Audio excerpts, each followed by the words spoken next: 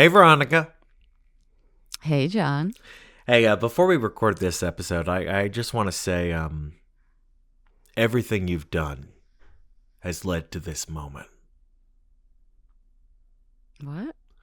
Every podcast you've recorded has all brought you here. Every choice you made of what ratings to give which movies, it's all led here. Who knows how different the world would be if you never started this podcast? Who knows if this world would even exist? But you've made the choices you had to make, Veronica. John, are you talking about Box Office Time Machine, our semi-sporadic podcast where, we make dumb jokes and give dumb grades to movies and sometimes don't do it at all and no one cares? Veronica, as you record this show, you have always been on the right side of the fence and the right side of the door and the right side of the lawn. Because you, Veronica, and this show are the best there is at the worst of times. So no pressure. Wow. Let's record the episode. Well, I guess if you say it in this tone of voice, it must be true. Toot toot. Toot toot.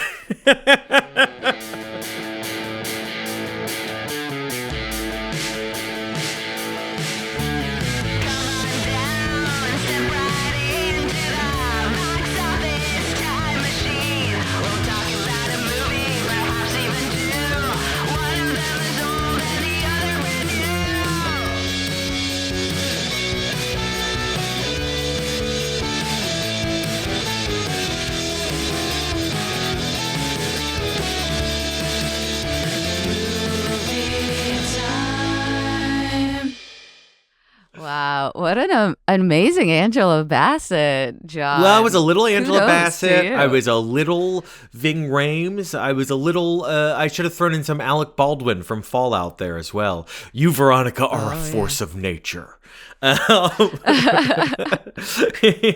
That's right. We're here to talk about Lilo and Stitch, the #1 movie at the box office. No, we're not. If you saw the title of this episode, you may have seen the word cheating. Last year, Veronica, you and I made a rule for Box Office Time Machine that we were going to A, stick to our release schedule, and B, not skip any movies. We did that last year. So this year we're making a new rule. Our release schedule is fucked and we're not doing any Disney remakes. Done. No matter what. Yeah, I mean,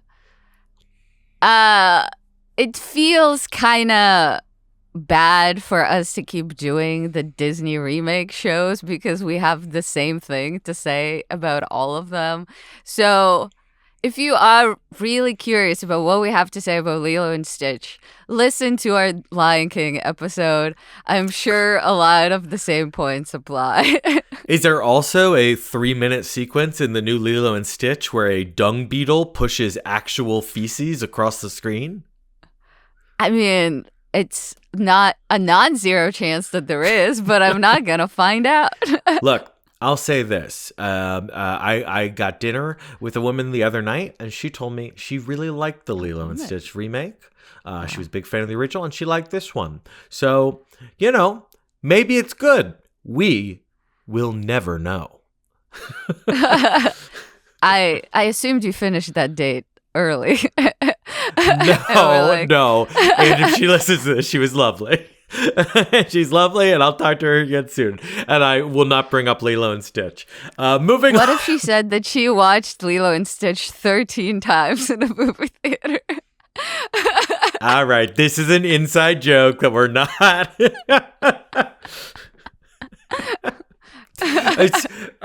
Veronica and I got to see each other in person recently. Yeah. Oh, by the way, this is Box Office Time Machine, the show where we talk about the #1 movie at the box office, either from the current weekend or a weekend in the past. Oh, it's not life updates with Jon and Veronica. But it's true. One of the reasons, no, I can't blame it on this. This was like a month ago.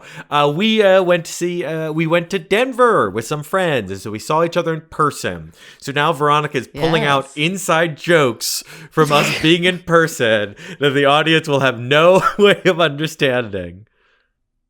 But believe me, audience member, it's funny. It's funny.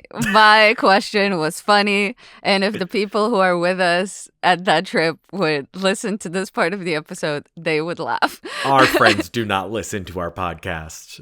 They might. Okay. Friends, if you know who you are, please text us about this. Say if you are a friend or a woman I've been on a date with currently listening to this episode, please let me know. And if you are the latter, I was not making fun of you about Lilo and Stitch. I'm sure it was really nice. Hey, she's cooler. She works on popular podcasts. Anyway, enough of that. Oh. We're moving this conversation maybe she forward. can work on ours. ASAP. No, we are as we intended. We're just going to pretend we live in a world that makes sense. And we are going to be talking about Mission Impossible. The Final Reckoning, Dead Reckoning Part 2. Not part of the title. Reckoning. You better reckon. So, Veronica, if I remember, so you and I believe, are both very large fans of this franchise. Large, very large. Yes, because we ate a lot in Denver. But no, we're big fans of this podcast. And also, podcast, yes. We're the only fans of this podcast, I would argue. Let's start from the beginning. We are big. Yes, we're big fans of this franchise, and our size physically is varied.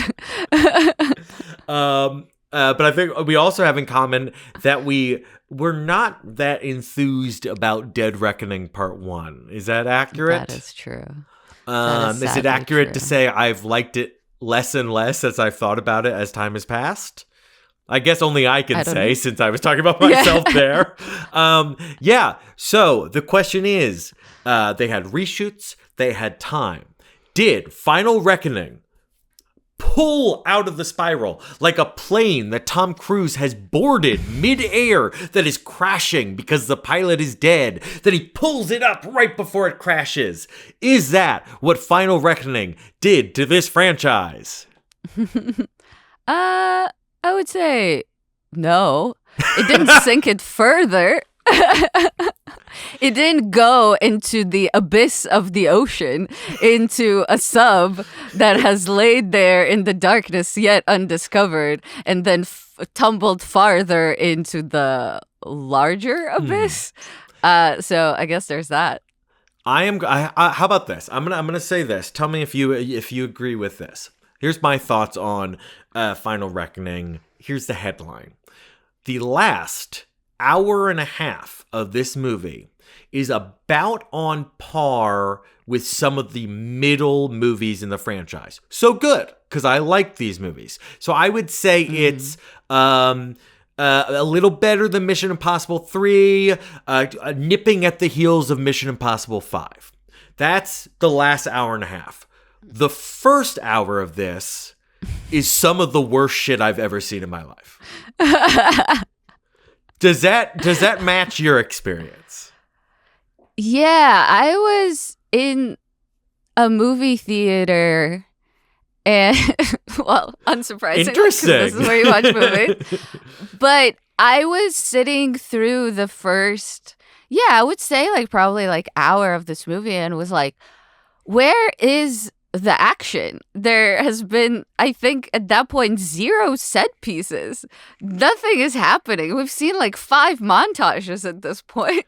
But I was just trying, and I think it kind of starts, and maybe we can sort of kind of do a quick synopsis overview.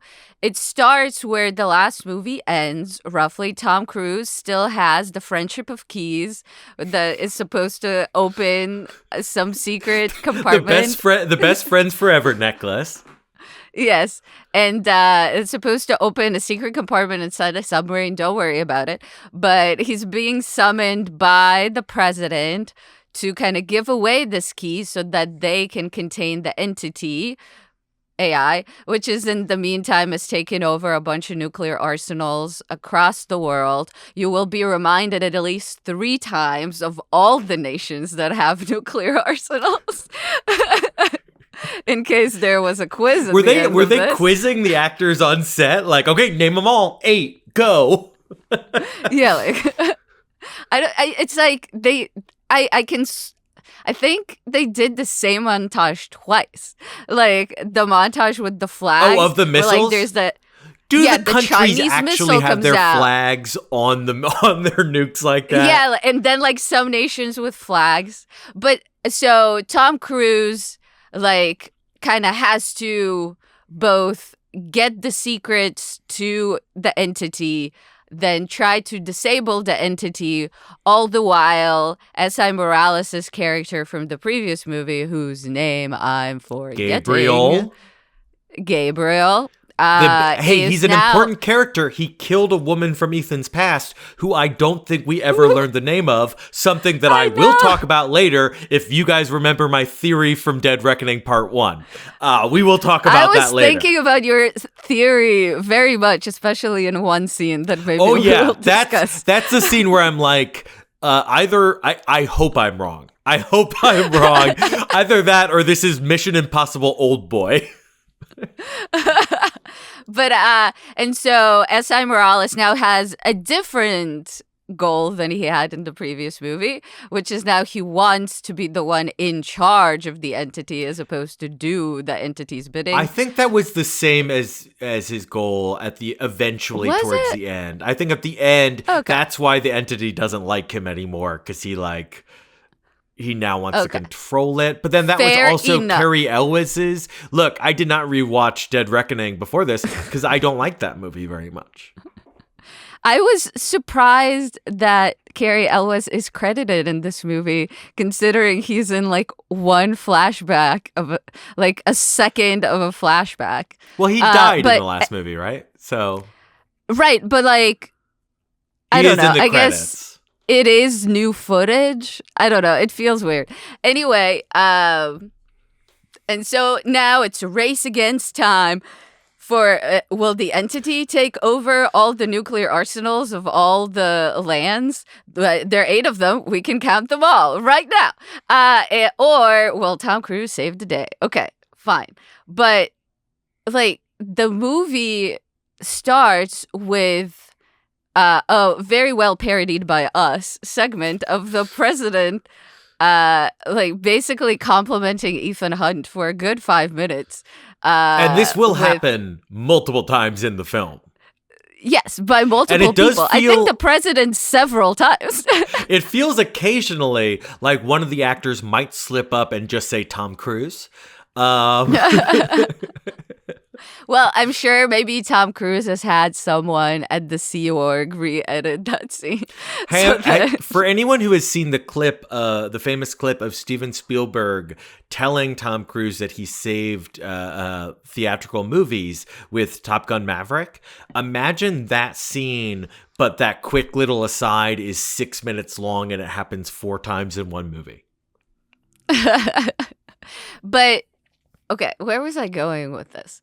My point was that this movie seems to really not care about being a standalone movie of the sort of the Mission Impossible ilk, because it feels like any other movie prior to this, and I guess some of it you could lay the blame on the feat of the fact that it's a 2-parter, but some of it I think is the fact that they kind of like bought into their own hype as to the significance of this franchise and of this character, and I feel like it kind of goes counter to what that character has actually been, and the movie acknowledged to being several times throughout the franchise. Ethan Hunt is not this infallible guardian of the world. Ethan Hunt is kind of a fuck up. And he leads to people dying, and there are legitimate concerns about how he works. It's always kind of, that's the balance. And here is like, you've always been the hero that we deserve. You alone can hold the secrets of the god powers. And you like, died on the cross for us, Ethan Hunt. It's like, it's not, it kind of goes against the ethos of the movie, of like the series, in my opinion. So it was just so jarring to be sitting through that and thinking about, where's all the fun stuff that we love about the Mission Impossible movie? That it starts with a fucking stunt. It starts with a fucking, like, kinetic sequence where it's like, oh, where are we? Let's set this back up again. You know, obviously it doesn't have to be a formula, but it feels like the first hour or so kind of neglected what the movie is at all. Yeah. So this podcast is going to get positive. I promise you. It sounds very negative right now because I did like the second half. But I think genuinely you could cut the first hour of the movie. It's fucking unnecessary. You could start the movie with Ethan being brought in to meet the president. You know that scene where we meet Nick Offerman and Holt McElhaney? Like, you could start there. We have all this stuff recapping the last movie, and the story does not matter. Okay, so some of this is the sins of Dead Reckoning. Dead Reckoning made one giant fucking mistake. And it's, two mistakes. One, we are going to make this finale to the franchise, if it is a finale. We are going to make it all a connecting little tiny characters and bits of lore from the past, which is just not really what this franchise is about. But two, we are going to do that by introducing a super, like, basically a Superman, Brainiac from Superman is the villain. We're introducing Mrs. Davis. Yes, an AI with its own goals, with its own ideas, basically a godlike power. And in this one, it is literally compared to the devil. It is the anti-god. And so all those things stuck around, but you could cut that first hour and you could do that. And I think what they should have done once they realized after the last movie that everyone fucking hates the entity and it's boring, just turn it into like a virus. It's an AI virus that's taking control of all the nukes. Because narratively, that's all it does. It slowly takes control of all the nukes. And that's fine. And that's also more plausible in our real world than a literal god came down to fight Tom Cruise in a franchise that, while silly, never had supernatural bullshit. I know you could say this is science fiction, but no, it's a god has come down to fight. Here's an example of a specific scene where I'm like, this is wrong. So the first half. Not only, I was describing this yesterday as feeling like they, after Dead Reckoning, there was a second movie. Like this was actually a trilogy. Like there was a second movie that was 2.5 hours long. Then they cut that down to 30 minutes, stuck it at the beginning of this movie, and then also stuck in 30 minutes of flashbacks. That's what watching the first hour of this movie feels like. It is nonsense. But so we go to one location. Suddenly we're at an opera and they're all in tuxedos. Shea Wiggum was beat up in the last scene, but now they see him across the way. I don't know how he knows they're there. They're suddenly there. Haley Atwell is suddenly there. She does magic tricks. Then suddenly they're caught. They're in one of 2 identical looking underground layers in Paris that are on opposite sides of the city that are in this first act that are identical. I think they're in London. Whatever. London? Doesn't matter. This all is so fast. None of this is set up. We're shooting by. But anyway, so he and Haley Atwell's character are caught by Gabriel, he and Grace, and that he has broken out I like the fake cyanide capsule. I think that's fun. I think what he could have said, like, oh yeah, it was just like, what's it called to make your mouth foam? Like toothpaste? No, not Pepto-Bismol, but like doesn't matter. Yeah. But he's out. She's still locked up. Gabriel tells his henchmen, shoot her, but don't kill him.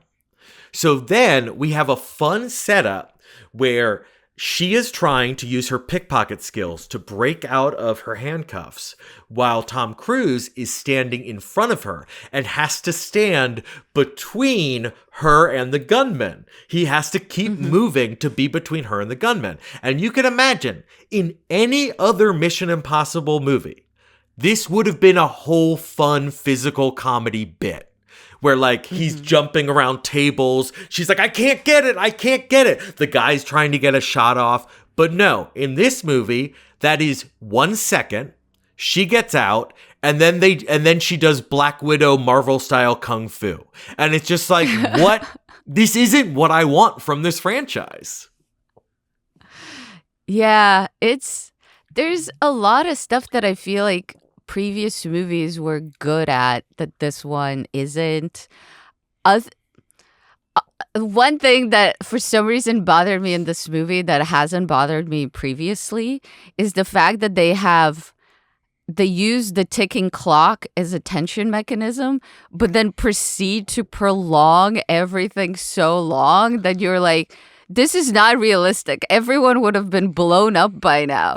And it happens twice. It happens in the scenes with Ving Rhames, which he has 2 minutes on the clock, and I feel like they keep like telling each other how much they love each other for like 5 minutes, and it's not engaging. There's like nothing else happening. And then in later scenes with the I guess, like, how would you describe him? The new Ving Rhames, essentially. The computer guy from the first movie. Former assistant who's now on their side in, like, I have to imagine. No. I meant the guy from the first movie who's in this movie. Oh, William Dunlow? Danlow, yes. Like, he has a bunch of scenes where he's attempting to kind of like defuse bombs and stuff, and it takes so long. And anyway, it's just that I feel like they've sacrificed what makes this movie good, or these movies good, for the sake of like doing this sentimental, almost like Marvel world building. I feel like, I don't know. It's kind of a bummer these days where you have to do homework in order to like enjoy a movie. And I feel like this movie has a lot of flashbacks, not only to like just like signify to the audience, look at all the good times we've had, but set up a bunch of convoluted lore from the previous movie that shouldn't fucking matter in this franchise. But it's like, you know, you watch now, I don't know, I haven't seen the more recent Marvels, but let's say like the Captain America 4, and you have to be like, oh, I have to have seen like 4 Captain America TV shows and like 4 spin-offs in order to understand why this character is here and what they want. And it's not fun. Like, it slows your movie down, and it deprives it of what makes it fun and special. And I don't know, it just made me kind of sad that this is the note on which they're ending, because I feel like there've been so many fun movies in this franchise. They are trying to do Avengers Endgame, and it's just not a franchise that leads itself to it. Hey, for all of you awful internet critics who think that it's a flaw of Mission Impossible 3 that we don't find out exactly what the rabbit's foot is, good news, we find out. Huzzah! The plot hole is solved. Like, I mean, this is like for the people who want to know what's in the glowing suitcase in Pulp Fiction. Like, truly, like, why can't we enjoy a MacGuffin? Like, what? Like, this series is all built around MacGuffins. None of it really matters. Like, yeah, I don't but know. at the end of the day, like Dunlow coming back is super fun. The same way Kittredge coming back in the last movie was fun, but it's what the real problem is that the tone is off. This movie is so serious in a way. You're talking about you mentioned there's no fun action sequence. What my favorite in the franchise is always the first, but I know a lot of people love Fallout. That's probably my third favorite or. No, Ghost Protocol is I love favorite. Ghost Protocol because Ghost Protocol and how does Ghost Protocol end? That amazing musical jailbreak. Yeah, car park scene. Yeah, that's so well. That's how it ends, the car park. But the beginning is him breaking out of the prison to the tune of like some old jazz standard. Oh, you mean like the opening scene? Yes. Yeah. Oh, yes. Okay. And you compare that to this, where it's like, everyone's gonna fucking die, Ethan. Everyone. And it's just like, that's not what I want. But the movie does change. And the moment where I was like, this is what I want from this movie is during the submarine scene where he's trying to escape the submarine and he tries to swim through the torpedo tube. The missile room. And he finds out, clunk, your backpack with your oxygen makes you too thick to go through the thing. That's what I want from this franchise. I want, oh no, a rat is crawling by Jean Reno as he's trying to hold the rope, holding Ethan up. Oh no, Ethan's glove just lost power as he's climbing the Burj Khalifa. That's what we want, set pieces where, okay, here's how the plan goes wrong, and now here's how they fix it. And we eventually get there, but what we don't want is like weird religious bullshit about, I guess Ethan is Jesus and he's gonna fight the devil. Like, I don't want that. Yeah. And also, like, you just don't want like forced sentimentality. I agree with you that bringing William Dunlow was very fun. I kind of like, I yipped when I saw him like for the first time when it comes out. I was like, oh. But the whole thing at the end, even with him when he presents Ethan Hunt a knife, like the knife that was like that he left in the first movie when he was kind of like hoisted up too quickly. It's like, no, there's no way this man would hold on to this knife. Like, this is not also, that wasn't his knife. It was Jean Reno's knife. Yes, but like, first of all, in reality, it would have been evidence. Even if he kept this knife, like, it's the same knife he used to kill Kristen Scott Thomas. Yeah, that's true. But otherwise, like, he was like whisked away so quickly. All of his like, he didn't get to keep any of his belongings, and he was whisked away into this polar station. But he kept his most prized possession, the knife that got him fired. It's just like this forced sentimentality where they could have had like just a knowing wink or something else. It's just, but they always kind of leaned onto these kind of like very high emotion, but very phony kind of moments with these characters. I get the thinking, like, we're going to bring Dunlow back. He's still going to be in Alaska. And I get the thinking where they're like, fuck, he's still in Alaska? Wow, Ethan really fucked up this guy's life for good. Oh, what if he's actually really happy there?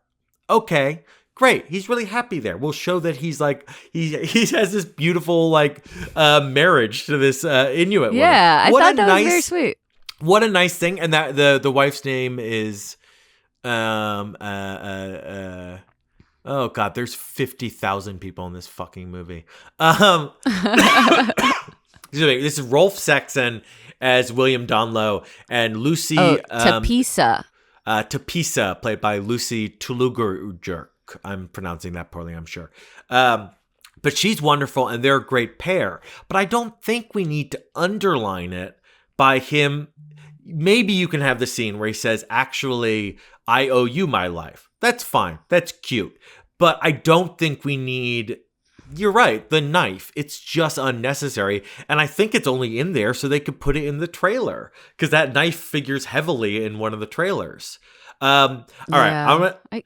Do you have anything more like negative before we get to the positives? Because I want to talk about my theory from last movie. I mean, I can... let's see. I don't know that I have... Do I have? Well, I have one kind of annoying nitpick that, again, would probably have been fine in other movies. But the fact that Ving Rhames does not make a backup for his entity-destroying virus USB stick is absurd. Like, what are you talking about? Yeah, but it's just like, what? You have just one copy of it? It's... I don't know. Anyway, that is minor. Okay. My little nitpick. Yeah, what are your thoughts about... Well, first, my little nitpick where if this movie was working better, I wouldn't have minded, because I never mind about this thing. But what is this high-security prison where Pom Klementeff's character is wearing a sexy midriff tank top as a prisoner purely to show off the scar on her belly?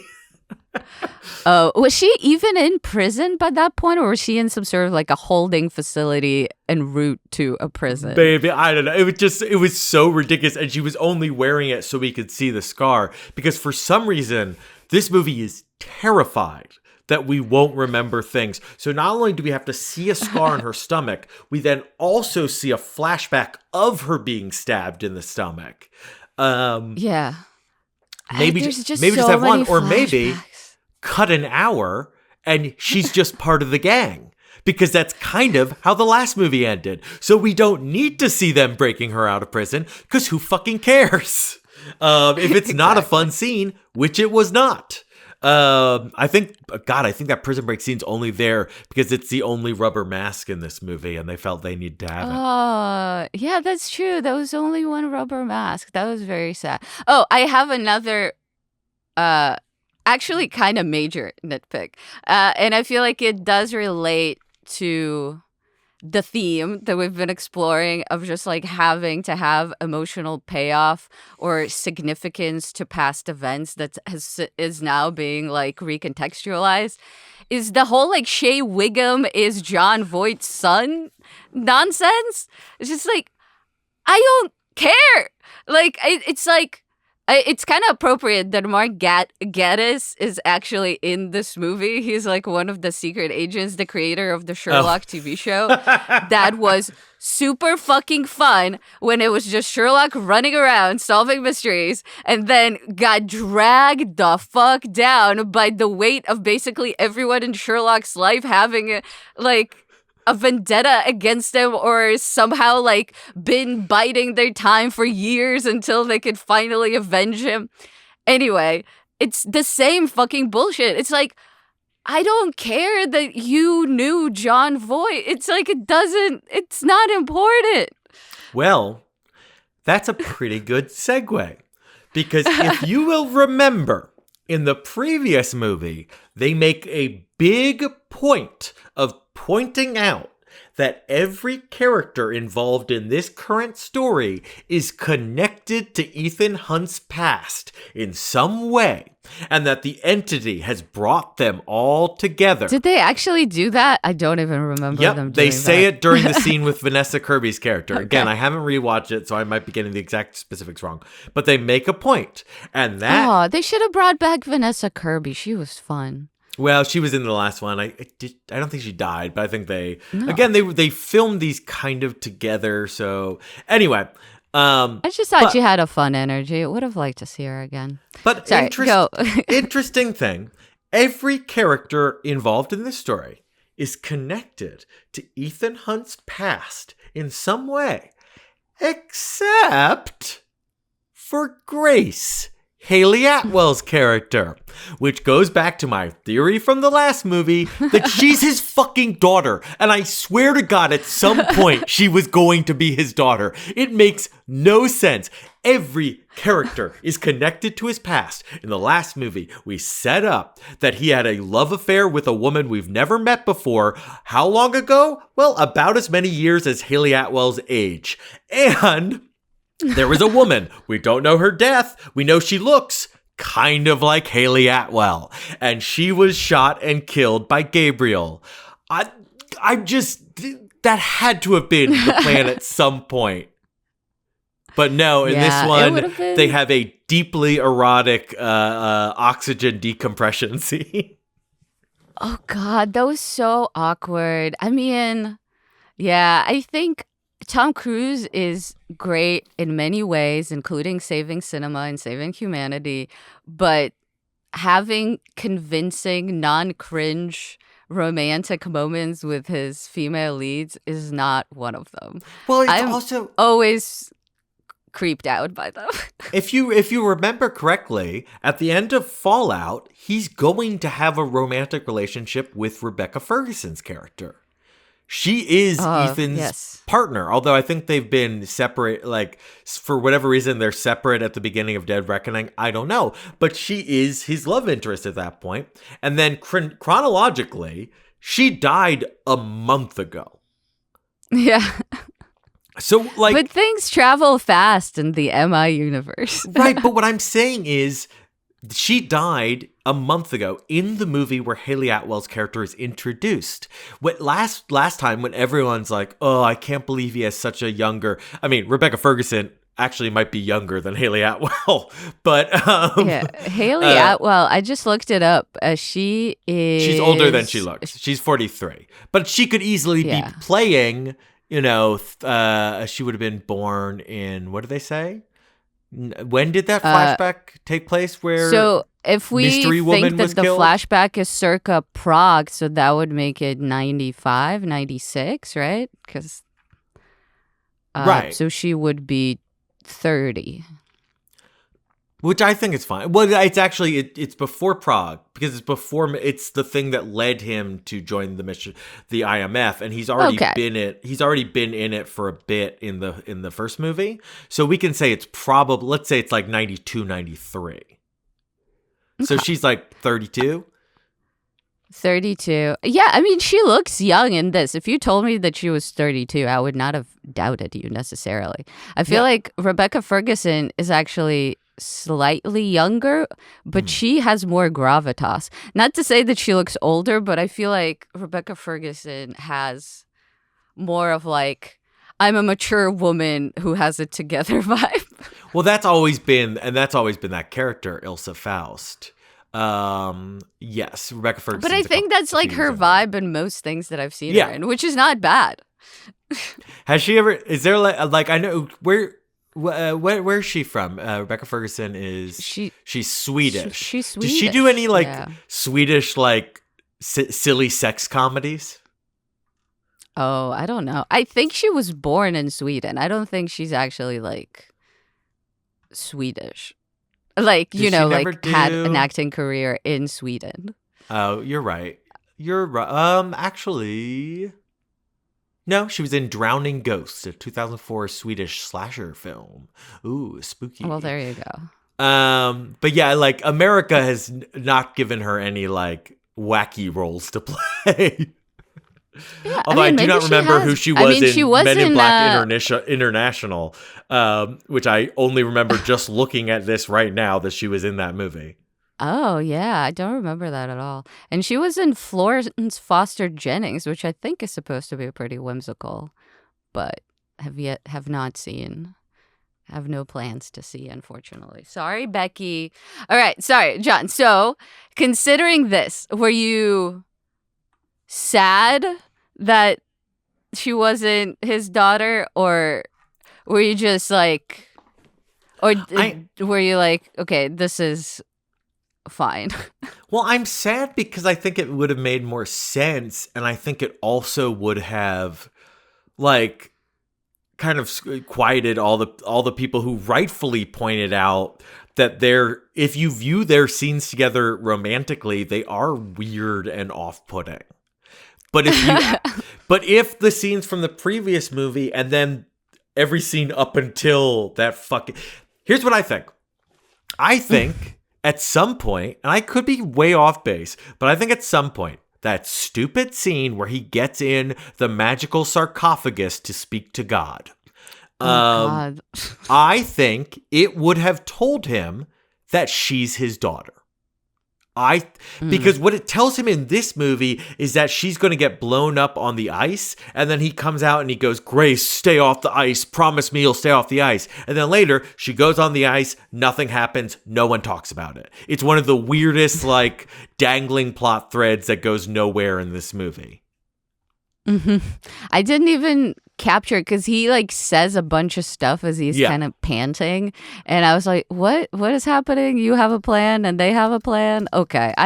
As we said, I don't really care about the plan. I more care about the set pieces in the movie, so I was fine with not necessarily understanding everything he said at that moment. I'm double checking. Yes, there are people talking online about the stay off the ice, so I did not make that up. But it is so weird. It's like they filmed. It's like they filmed that shot of them blowing up, but also it's like, how's the AI gonna know they're gonna be? It's just, God, I fucking hate the AI so much. I mean, the AI is also makes no sense. I mean, it's sort of. An omniscient AI is always a trap, right? Because if it knows exactly what you're going to do, it will also know that you might change your mind and would want to do stuff that is against the AI. So it would be able to predict that too. I mean, it's kind of stupid. It is like, in my review, I compared it to Rocco's Basilisk, the movie, because it essentially grapples with the same kind of rationalist pet theory of just like, would you be the one to stand in the way of an omniscient AI coming to be and be tortured forever, or would you stand up to it? I mean, it's essentially kind of played out in this movie. I just think it's fun that in the first few minutes of this movie, I was like, oh, cool, it's taking place in the Mountainhead universe. But I do think, I wouldn't be surprised, because we know there were reshoots after the kind of dulled reaction to Dead Reckoning. I think they haven't filmed these back to back. So the second movie was filmed only after the second one was. But there were delays, right? I think there were, like, because of COVID, they intended to film 2 movies, but then they didn't. They only ended up filming one, and then this one went into production after. Okay, it says there was some confusion about it. It didn't start. The filming was put on hold, and some people thought it was because of the strike. But then later they said it was just because they wanted to finish promoting the last one. I don't know. All I know is something weird happened, because the first hour of this movie is a mess and it feels chopped down. And the simplest explanation is just the movie is too long, and it was too long, and so they cut a lot of the first half up. But another explanation is people hated the fucking AI from the last movie, and so they downplayed its prominence here, because it barely figures in the last hour and a half. Shockingly, when the movie gets good, like it no longer talks to anyone. It does, like, for the first half, it's like, I'm the entity. Hello, I'm a big spooky. And then for the last hour and a half, nothing. It's just basically a computer virus. So again, I think it's possible that there would have been more about it, like, I've thought of everything, Ethan, and I've brought your daughter here. Just something like that. But I don't know, whatever. I wonder if it's also just a vanity thing where it's like Tom Cruise is like, oh, I don't want to be portrayed as someone who would have a daughter this old. I'm still young. Possible. Yeah.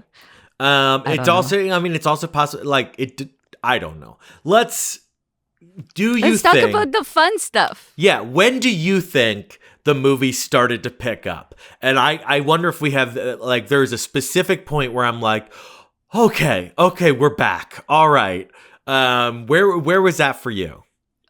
Or I if think ever? it's probably in the lead up to the sub thing, where we have the parallel kind of parallel intricate fight. scenes where it's like, this is what we're doing, and then like he goes underneath. I think it's great. Like from then, I mean, I have a few nitpicks post that, but it at least is like a fun movie where we have like, yeah, our goal is to have Tom Cruise act like, almost like, a cartoon character who gets into like wacky situations and somehow impossibly, untangles himself out of them. And it was fun.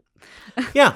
And it's well, I do think the plane finale is a little too similar to the helicopter finale of, what's it, helicopters? I don't know. The aircraft finale of Fallout. They both have bad guys flying away. Ethan gets on a second plane that has to climb up and then has to get to the other plane. This one is wild. I watched it on IMAX. It was thrilling. It was so cool to see. The way Gabriel died was fucking hilarious. I laughed out loud, very loud. Speaking of, one thing I meant to, did the weird comic beat of Ethan killing a bunch of people off screen with a meat hammer, did that get laughs in your theater? Because I saw it in a matinee. It was pretty late and it was pretty empty. And I was like, what the fuck is going on? No, it was odd. It was like, and that goes into the opening credits. Yeah, it was because I totally forgot about that scene. It's so bizarre. I don't think anyone laughed, and it almost like the comedic timing of it felt off. If it was supposed to be for a laugh, it kind of felt like almost like we didn't have time to shoot this. This is a reshoot, so we're just gonna like do a bunch of like. I leaned over to Corey, and he was like, "Oh yeah, the Foley artist had a lot of fun in this one," because it is essentially just like cracking a bunch of stuff. But the joke doesn't seem right for those characters, because then the joke is he comes over and he's like, all right, let's go. Oh, I had to do that. You get that I had to do that. And that doesn't, I just don't, like, Ethan Hunt's characterization has never really been like violent and callous, Yeah. And I don't know weird. why she was so shocked. It just seemed very strange. Yeah, you're right. Yeah, I totally forgot about that one. Like, I don't feel like he would be if we had seen what he did, Ethan Hunt's not these were faceless thugs, so I don't expect that he would have like lost control and like really ripped through them. It was just a very strange moment. But anyway, we're in the positive section. So, yes. How did I get on that? We were talking about a different fight.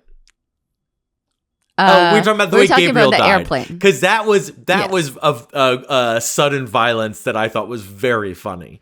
Gabriel giving one last villain speech. I didn't see when he switched the parachutes. Did you? No, I was actually thinking about that because he says like, I'm the one with the parachute, and he does have a parachute. But then Ethan has a parachute. But so I thought the issue that there was just a second parachute in the other seat. But yeah, it was weird. Because afterwards I was like, oh, I guess he died because Ethan switched his parachute with something else. But he had a parachute. I thought Gabriel had a parachute. He just like ran into the plane. The Wikipedia just said Ethan finds a second parachute, which is not particularly satisfying. Yeah. Oh well. I think maybe I still Gabriel laughed very hard miscounted the parachutes. When his face went bang bang. Do you think that, to your point about, the airplanes being kind of similar to helicopters, which I think the scene still is so fun, especially on an IMAX. You kind of feel wild. like you're flying with the planes. It's really fun. But is it planes because of Maverick?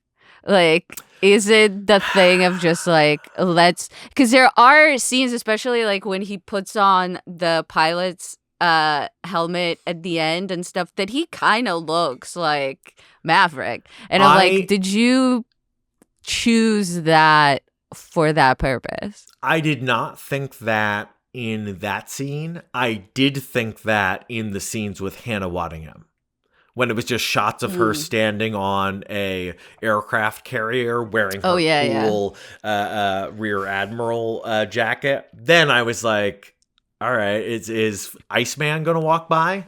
No, Iceman is dead. The entity brought him back. I will say that was kind of, not to keep nitpicking, but it's kind of a bummer that they get people like Hannah Whittingham and Nick Offerman in this movie and then give them almost nothing to do. I assume there was more in the cut that just didn't make it to the movie, but I disagree. Like, at first, I was kind of like, why? Like, in the last movie, when Rob Delaney was randomly in one scene, I was like, I don't get what the point of that was. And that scene was terrible. That's the scene where they all talk one word at a time. Yeah. Truly bizarre.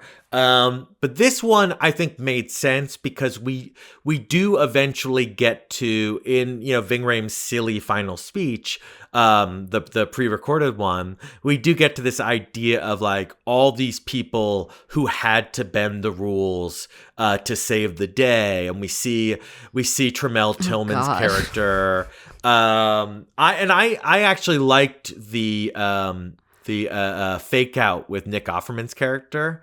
That we get set up at the beginning. Someone is going to panic and try to force the president to drop the nukes, and we're set up. He's the army general. We know from all movies he's the one who's going to be like, nuke everything. And we see him get the gun. And I like the twist that in the end it's actually, I don't know, just some random dude, but then Nick Offerman saves the day but dies in the process.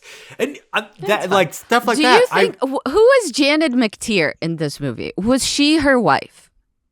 No, she's the Secretary of State. I was so confused about Janet McTeer's character because maybe they you thought she was the president's wife?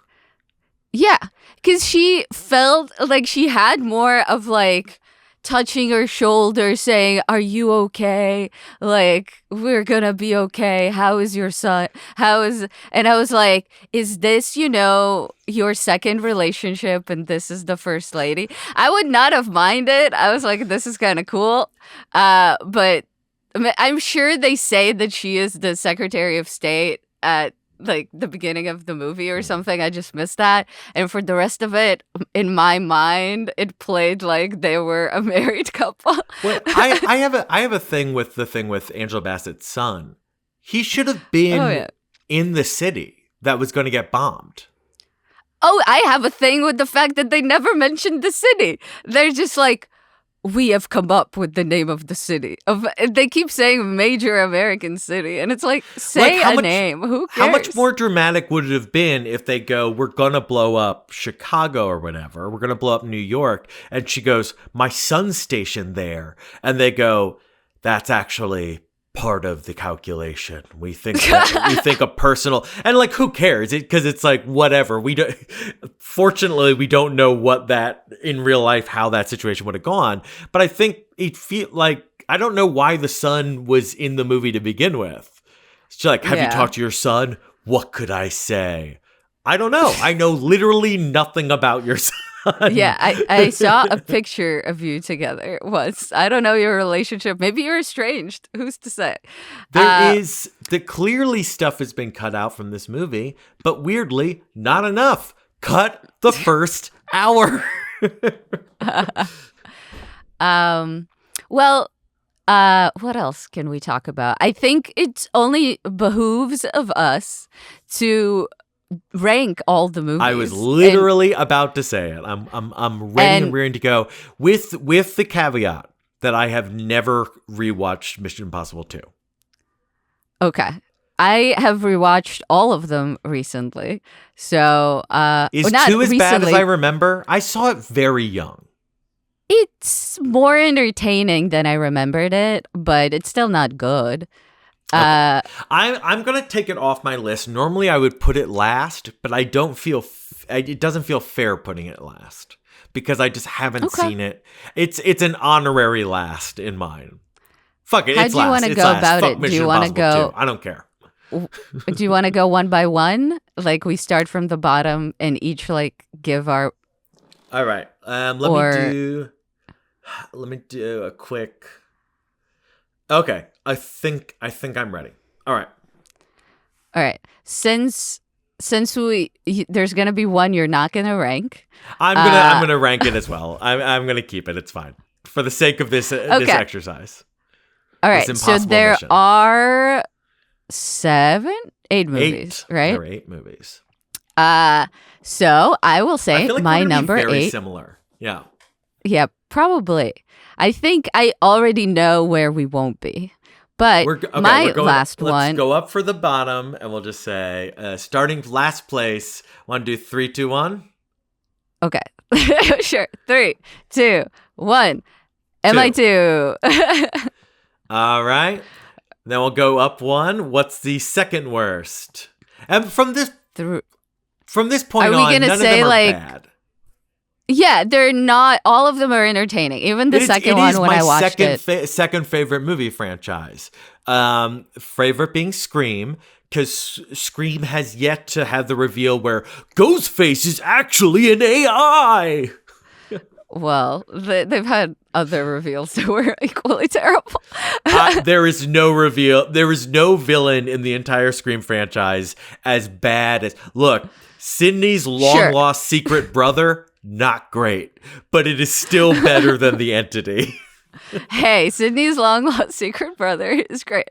Okay, yes, I agree. I think for me, Mission Impossible might be a better franchise. I agree that Scream is up there for me too, but the last 2 movies were such duds for me that I like Scream 5 and 6 much more than the reckonings of Mission Impossible. Okay, that's fair. Okay, the 7th one. 3, 2, 1. Dead Reckoning. Dead Reckoning. Whoa, nice. I think we're gonna be very similar. Okay, next one. 3, 2, 1. 1. Final Reckoning. The third one. Oh, hold on. No, I meant Final Reckoning for the previous one. You said Dead Reckoning, right? Okay. No, Dead Reckoning is second to last for me. Okay, no. So for me, it's Final Reckoning, and then Mission Impossible 3. And for you, it's Final Reckoning. For you, it's Dead Reckoning in 7 and Final Reckoning in 6. Yep. Okay. Keep going. All right. Keep going. 5. 3, 2, 1. 1. Dead Reckoning. This is my MI3. So we're gonna have to circle back around because I'm very curious to hear about your choices. But let's just keep going through. All right. You know what might be easier? If we just go through our list and we take turns. I'll just... Yes. All right, I'll just say my list first. I go from worst to best. Mission Impossible 2, Dead Reckoning, Final Reckoning, 3, Rogue Nation, Fallout, Ghost Protocol, 1. Okay. I will say 2, MI2, then Final Reckoning, then the third one, which I think did not have a tagline, as far as I recall. Nope, then it was Dead still Reckoning, numbered. Dead Reckoning, then Rogue Nation, then Fallout, then the first one, and then Ghost Protocol. Okay, I am very curious. So I think 3 is a lot of fun. I like the silly fake suburb stuff from the beginning, and Philip Seymour Hoffman's a wonderful villain. It doesn't transcend beyond those points, but why do you think Dead Reckoning is better than Final Reckoning? I just think, like, considering all the stuff that we said, I feel like there was less of the sentimental stuff that would bog this movie down for me. The train sequence for me was such a blast. The very Looney Tunes scrambling through the train cars, I feel like is an all-timer. I think the Rome car chase is so much more fun. I think they have more fun. I forgot about that. That was fun. They have way more fun with Haley Atwell at the beginning and the airport chases. I just think it holds together better as a movie. And like, I feel like still, it's the Entity is very dumb. It was a very bad idea to have something like the Entity as a villain in a movie like this. But I feel like there are fewer extraneous parts in that one than there are in Final Reckoning. So I don't know. You know what I mean, they're all like very close. Yeah. For me, like, what you're saying is true, and you reminded me of my favorite scenes from that movie. I think the difference is, look, the first hour of this movie is the worst any Mission Impossible movie has ever been. Easily. But because all the bad stuff is condensed in one spot, you can just kind of get over it. Whereas Dead Reckoning kept returning to the Entity. We interrupt our fun scene with Vanessa Kirby to have the Entity appear on all the like screens in her nightclub. And that was also the first movie with the Entity. So that was the first time I realized, oh my God, the final villain of the Mission Impossible franchise is a screensaver. So I think I was just disgusted while the pain has been dulled now. That's fair. I will say their depiction of the Entity in this one kind of reminded me of the Scientology Are You Curious commercials that they add during the Super Bowl. I was like, it's like, hello, Ethan, Scientology is speaking. I don't know if that was intentional. I'm a spy and a Scientologist. Curious? But yeah, otherwise, I think you had Rogue Nation and Fallout in the same places as me, right? So it's only is it the OG or Ghost Protocol that's better?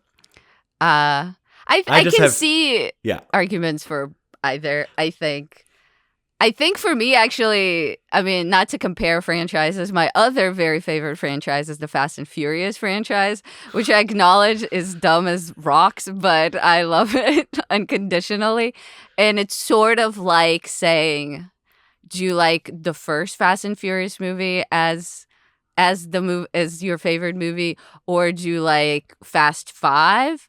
Because I feel like Fast 5 kind of ushered in like the gonzo bananas phase of the Fast and Furious franchise, whereas like the first one is still essentially a movie about drag racing and robbing, like, you know, like the scale is smaller and it's more human. Or do you like just like, gonzo stunts?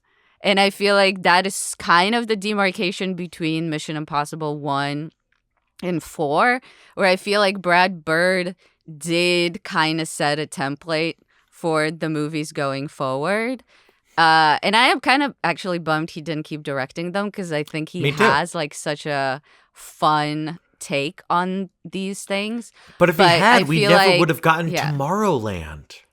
Oh, God. Yeah, I'm so sad. Yeah, I think it's Ghost Protocol is the most fun, all around fun Mission Impossible movie. I think Mission Impossible 1 is the best film. I think it has the best story, and it also is fun.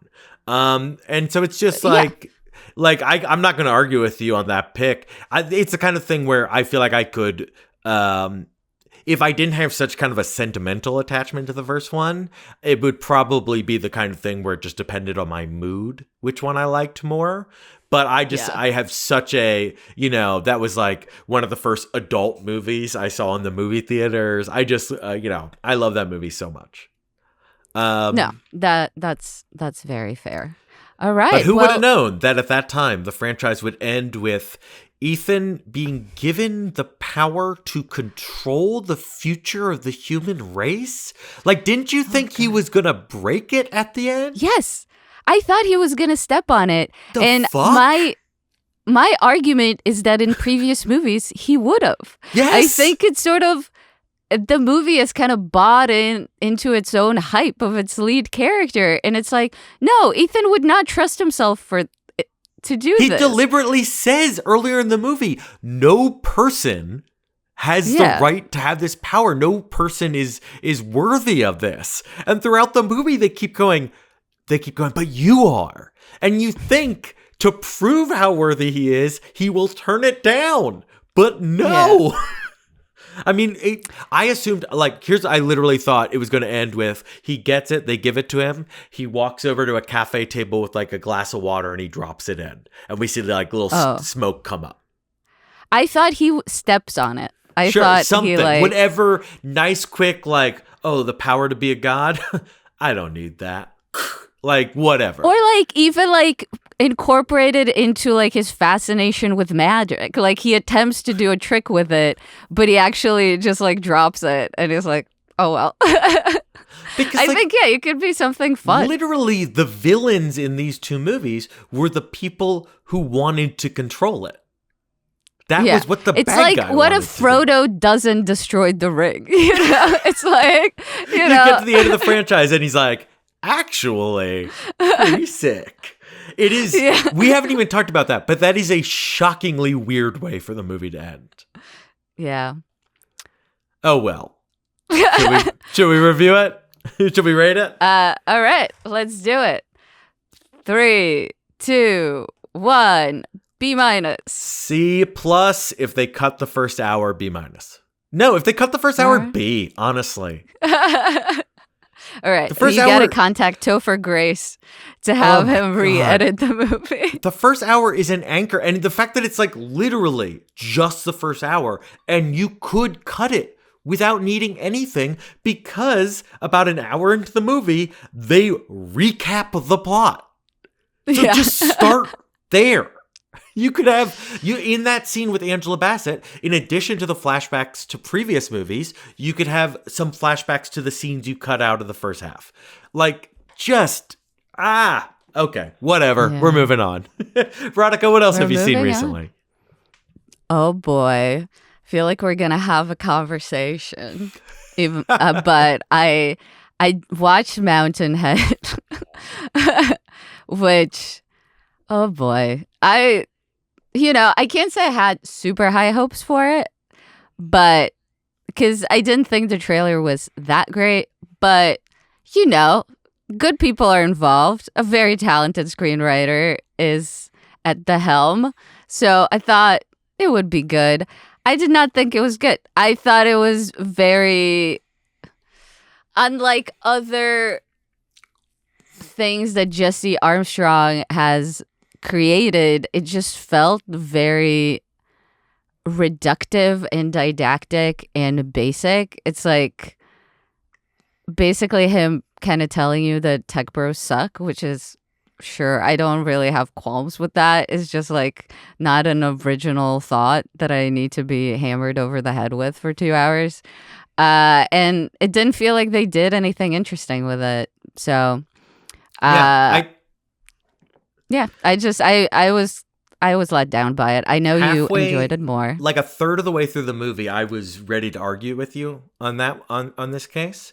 I think in general, I'm so much more open. I know there's so many people who are like, another movie about shitty rich people, and I'm like, yeah, I think these billionaires are an existential danger to all of us, and I think the more movies we can make to persuade people to start sharpening the guillotines, the better. Like, I think it's a moral good that we make movies like this. But obviously, that's not how you judge a satire, at least not entirely. My problem does go with them not doing something new with this.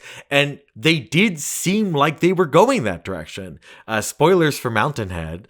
This is a movie that premiered on HBO this past weekend, for anyone who's not sure.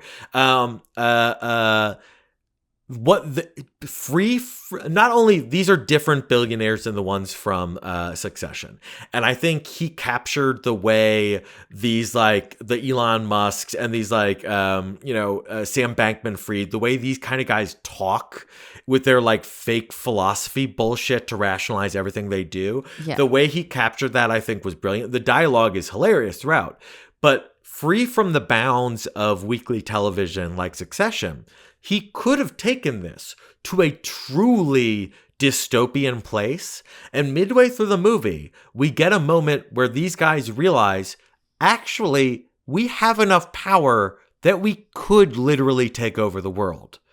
And they're basically doing it as a dick wagging contest. And that is both, that is new and that is funny. And I would have loved to have seen the step-by-step process of how they go about planning that.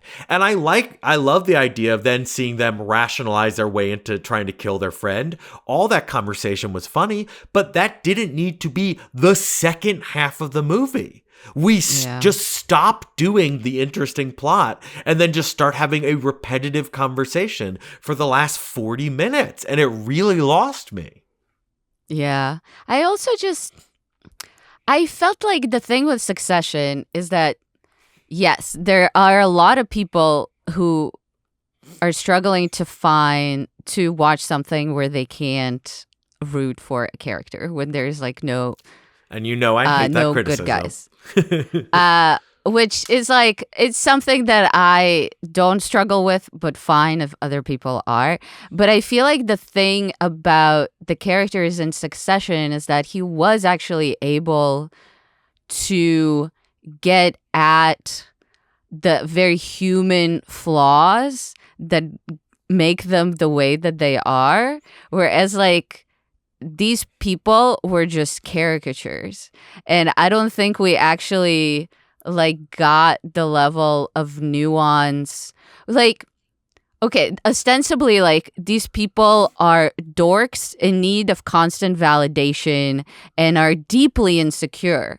And I feel like at moments it kind of touches on that, but I feel like it kind of steps back and it wants to make the more broad point of just like, oh, like these guys are caricature villains. And it's like, it's not as compelling to me. I feel like it could have been a much equally funny, but actually more poignant exploration of these characters if you actually like dove deeper into their pathology, which I don't know. It didn't seem like he was interested in doing that. I mean, I also kind of wonder because like, this project was in the span of a few months. It kind of came together. Like he had a script. They filmed it over a few weeks and released it within a month or two. So I wonder if it could have benefited from like a longer gestation period. I don't know. I disagree with you. I don't think that they were too much caricatures. For example, I think all the stuff about Steve Carell's character's fear of his cancer diagnosis, and I think that was very interesting and also very true to, I think, throughout human history, men particularly. But it's not true for like... It's true for anyone. I think anyone with... No, I agree. But I think men with too much power who think they can defeat death have led to many ills. And I think as our current tech billionaire generation gets older, we're going to see much worse of that. But like, so I think that was interesting. But I think my point is that like, it's not that he thinks that he can defeat death. I think the movie might not actually necessarily be clear on whether he is legitimately thinking that the new kind of cryogenics whatever upload your... Oh, he fully believes it. That's why he's willing to kill Rami. I don't think it was kind of hard for me to like see whether like, does he actually believe that, or is he grasping at straws? Like, does he think that actually within 5 years there's gonna be a way for him to upload his consciousness? Or is it one of those things that I want to encourage the progress that might lead to that, but it's I think foolish? these guys are never told no. As we see with his doctor in the beginning, he's rationalizing himself into believing it. The way they rationalize themselves into believing murdering their friend's a good idea. So I don't think I think if this was a TV show, we would need more depth for them. But for 1 hour, 40-minute movie, I think it's fine. I think the problem was there wasn't enough plot. Not enough. Oh yeah, there wasn't enough plot. That is too. All right. What else did you say? I saw Friendship, which I thought was so fun. Like, I don't think I laughed as much at a movie theater for a long time. I know, cringe comedy, people, have varying degrees of tolerance towards it, but I thought it was just so funny. It's kind of also impressive that the movie is not written by Tim Robinson, even though it just feels like such his voice. So I was impressed by that too. So I thought that was really good. I finally saw My Neighbor Totoro in a movie theater, which I haven't seen at all in any medium, and I thought it was a delight. It's very, very cute. We saw it at a brunch time screening, so it was full of kids and they were so excited, and it was really adorable. And also the Paris Theater is having a retrospective of Hitchcock movies, so I caught a few that I've never seen before. So I saw The 39 Steps, Spellbound, and Lifeboat. And while they're all pretty fun, I would say Lifeboat is the one for me that holds up the best. I think it has like very interesting moral dilemmas while not being kind of bogged down by them. It's kind of like, it's an interesting exploration of those dilemmas. So yeah, check those out if you haven't. All right. I also saw Friendship. And I think, like, overall, I like that kind of cringe comedy. I am someone where it wears on me a bit. It feels a little too nihilistic if there's, like, nothing else going on. But it was hilarious, and it was successful at everything it tried to do. And the entire Toad sequence will be hard to beat for the funniest thing in any movie this year. So that entire sequence from T-Boy or whatever the drug dealer's name is through the eventual reveal, everything perfect. So yes, great time in the theater. Great times may be a bad word.